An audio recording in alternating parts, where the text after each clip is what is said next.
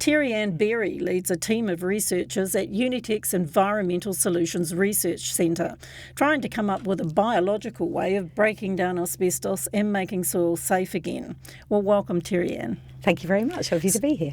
What has your team uncovered so far in the research you've done to date? Well, we've been taking samples from asbestos-contaminated materials located externally, so things like the cladding on roofs or on the sides of buildings, and we swab them and we have a look at the bacteria and fungi associated with those materials. Now, what we've been trying to do is match up the results with findings from research in Italy, where they found that certain fungal species will break down asbestos fibres. So we're looking to see whether or not we see those fungal species present in our buildings in New Zealand. And what have you found in terms of that fungi? So far we found 2 species that we find on those materials, and those species have been identified previously as having great potential. Now, the potential is due firstly because those species have been found to break down asbestos, but secondly because those species are associated with having a high iron requirement, and that's really an important part of making asbestos fibres safe, because part of the reason asbestos causes cancer is to do with the ions on the surface of the fibre. So why have you focused just on asbestos contaminated soils? We became aware when working with some colleagues in the Pacific Islands of the enormity of the volumes of soil out there that could potentially be contaminated with asbestos. And I can put this into context for you a little bit. Since asbestos started being mined until about the year 2015, we've produced around 200 million tonnes of asbestos globally. Now, if you were to assume that about 5% of that made its way to New Zealand and another 1% of that made its way into the soils, you're looking at a huge mass of asbestos. We've basically done a few more calcs and looked at the amount of asbestos in soils for it to be considered to be contaminated, which is 0.001%. And basically what that amounts to is we could have about 10 billion tonnes of soil out there that needs to be treated or disposed of. And that's the equivalent of about 500,000 sky towers. That's a lot of waste. And we realised that there's no real solution at the moment. It just simply goes to hazardous landfill if it makes it that far. So why would this be a better solution than just letting it go to landfill? Well, the idea is that we would take the asbestos-contaminated soil, we would be able to bioremediate it so it becomes safe again, and that land becomes reusable, because actually land's valuable, and as we urbanise New Zealand and also with climate change, we're going to find that land is even more valuable. So what we don't want to do is end up building more landfills and making land unusable in the future. Now, we don't have a time frame on this, but the idea is that in the future this land will be usable again for parks or for other activities. So how have you funded the research today? We've been very lucky to have been funded by the Ministry for the Environment for the first part of the research. That's now coming to an end, but we're really pleased with the findings. We've had some good positive identification of fibre breakdown, which is really reassuring. And we've managed to finalise a design for the next step, which will be trialling this on a larger scale. And then we're looking for some more funding. So we've applied for an MB Endeavour Fund, and that's to fund the next 4 years of work. And that 4 years of work will be actually looking in really some detail at other aspects around asbestos as well as the bioremediation. Where would you trial the next step of that bioremediation process? Well, we actually have been working with a number of other interested parties and looking at areas of land that are already contaminated. So it would be really fabulous to be able to bioremediate an area that's already contaminated. There's lots of it out there, I have to say, and so it shouldn't be difficult to find a location.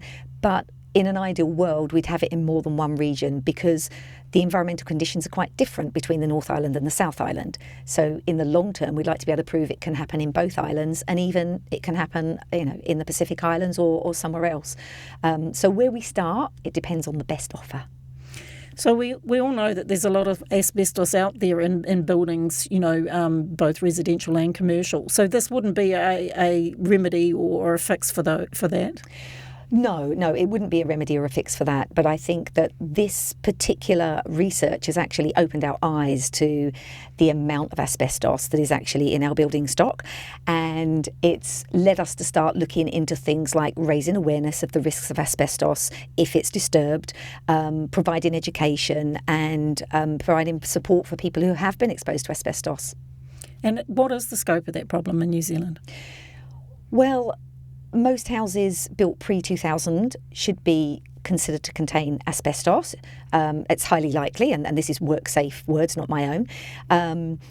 And so really what we're saying is if you are at home and you're a DIYer or you're disturbing or breaking building materials in your home, it's really important that you do check that those materials don't contain asbestos. And even for experts, it's very difficult to detect them with just by looking just visually. The best thing that you can do is contact somebody to come and take a sample. It's a specialist job. It's not something you should undertake yourself because you do need to make sure you've got the right mask and PPE to be able to do this.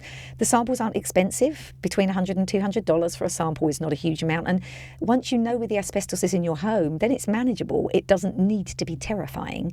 It's just about keeping it well maintained, knowing where it is, and being able to say to anybody who comes to your home, any tradie or anybody else who might disturb any of your building, that this is where the asbestos is, please don't disturb it. And it just keeps you safe, your family safe, and anyone who comes to your house. In terms of the bioremediation process, how long do you anticipate it would take to get a soil decontaminated? Well, that is totally the magic question, and thank you for asking it. And the answer is we don't know at the moment. However, what we do know is that in very closely controlled lab conditions where asbestos fibres have been put into a petri dish with fungal species, we know that there is evidence of the breakdown occurring within 20 days. And that's really reassuring. However, it would be really misleading to suggest that that would happen in a field trial because it wouldn't. We expect that it would be more on the scale of years.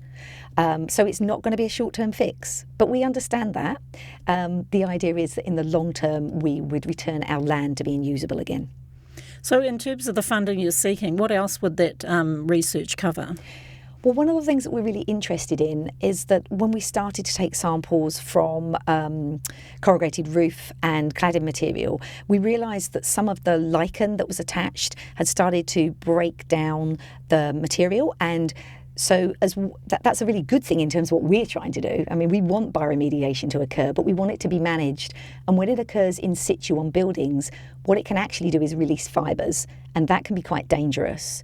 So one of the things we'd like to do is have a look at how much asbestos is in our roof materials in 2 of our urban centres as a start, have a look at the amount of lichen cover and what the deterioration looks like, and then start thinking about how might that be impacted in the event, in an event like a tsunami or an earthquake or something like that, because we think it's really important that the emergency services know where it is, know if there's any hotspots, and know how to deal with it. You're obviously an academic. Is the idea that this would be commercialised eventually, or what's the sort of commercialisation path? Yeah, I mean, I think with the bioremediation, it's one of those things where if we could prove that this occurs, and it would be a world first to actually put it into a scenario where we're putting fibres into a bioremediation, and it would be amazing for New Zealand to be able to say that. We would like the rest of the world to come on board and use it too.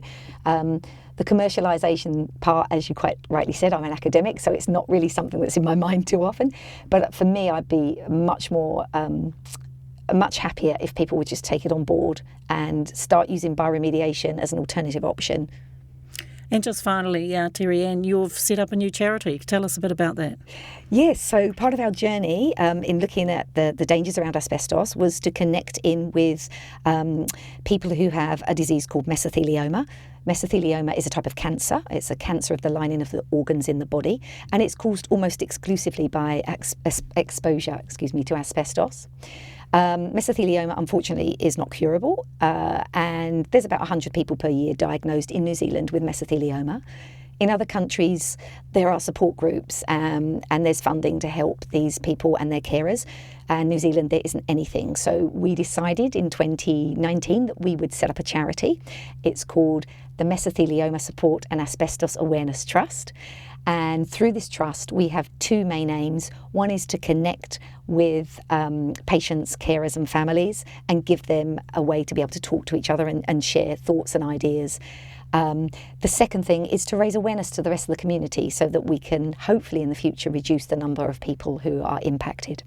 And I understand you personally are doing something to raise money for the trust. Tell us about that. Yes, I am. In February, I'm going to be cycling from Cape Reinga to Bluff. It's 3,000 kilometres. It's going to probably take me about 30 days. I'm not the world's best cyclist, if I manage it all. But the idea is that as I travel down through the country, I would like to connect up with as many people as possible and raise as much money as we can to get the MSAA charity off the ground. All right. Well, thanks very much for your time, Terry Amberry. Thank you.